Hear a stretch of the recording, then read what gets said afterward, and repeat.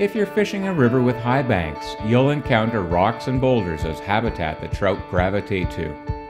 Rock defines most rivers and streams, and understanding how water flows around and about it is paramount to finding the trout that certainly have to be nearby.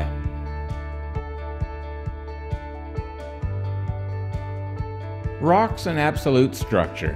Unless water flow reaches a strong enough force to move it, usually in high floods, water has to flow around the rock. Being an absolute structure, there are 4 principles of flow that are consistent, and trout can rely on these. As water hits a rock, it has to deflect off of it as it flows past. Through the vertical water column, this creates a seam of 2 water currents. The first current is the main flow of the river, usually on the river side of the rock. The second current is the slower water that is more settled and slower, usually on the shore side of the rock. Trout often enjoy the softer, slower current to expend less energy, as the main flow brings food and mixed oxygen to it.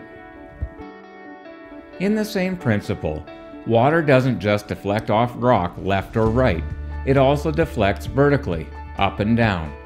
When water hits a rock and deflects down, if the bottom substrate of the river is weak, then the scouring action of downward flowing water will create a depression or a trough. The most common is a gravel trough about a rock. Trout love this feature and often keep low to the bottom of the river as they use the drop-off zone of the trough as a current break to expend less energy. Near rocks, back eddies are prevalent. We'll discuss eddies further into this series, but the concept is simple. Water will hit a rock with its full force, but water, being fluid, will still fill the space behind the rock. In doing so, the current wraps around the rock, and as it fills that space, it flows backward to the main current. Again, trout absolutely love this pocket of calm water, where they again expend less energy and allow food to come to them. If there's a large enough rock or boulder in the current, and it's positioned in a manner to be a hard stop to the current, a pillow will form. A pillow is simply a pocket of calm water that forms when water hits a hard feature.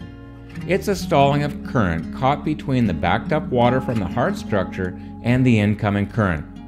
Mid to large sized trout love to sit on the upstream side of boulders when conditions are prime at the peak of summer, when large foods such as stoneflies, hoppers, beetles, and other prevalent food sources abound.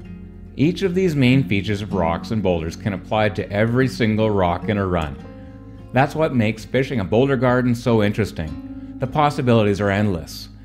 This is called pocket water because every rock offers little pockets to prospect your flies or to look for rising fish. Good anglers know that because of current breaks, high oxygen, depth, and a perpetual drift of food, that boulder gardens and pocket water are well worth moving slowly and working thoroughly.